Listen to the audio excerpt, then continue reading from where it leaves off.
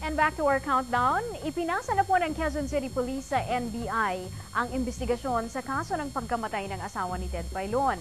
Isinailalim na rin sa preventive suspension ng 6 na pulis na sinasabing puwersahang dumampot sa mga kaanak at kasambahay ng news anchor.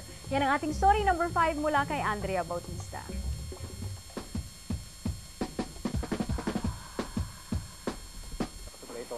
Binigay na sa National Bureau of Investigation ang kaso ng pagkamatay ng asawa ni Ted Pailon.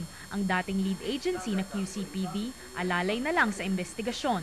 Ang talagang pinaglalaban natin dito ay yung pagtitiwala ng ating mga kababayan, no, sa organisasyon. Kaya magsasakripisyo na lang ang organisasyon.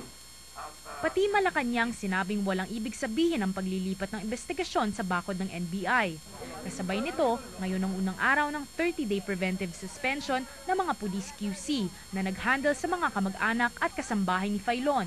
Kasama sa mga restricted to quarters ay sina Superintendent Franklin Mabanag, Superintendent Gerardo Ratuita, Senior Inspector Roberto Razon at 3 pang opisyal ng CIDU QCPD. Ayaw natin na kahit anong bahid ng mga pagdududa o pag-alinlangan ay may iwan sa isip ng ating mga kababayan, no?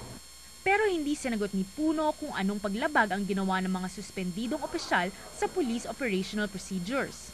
Hindi naman daw magsisimula sa wala ang bagong investigating body dahil maaari naman nilang gamitin ang mga nakalap na ebidensya ng PNP. Matapos ang turnover ng lahat ng ebidensya, i-re-evaluate pa ito ng NBI. Bukas, inaasahang pupunta si Pailon sa Quezon City Prosecutor's Office. Nahaharap ang broadcaster sa reklamong obstruction of justice. Andrea Bautista, The Evening News.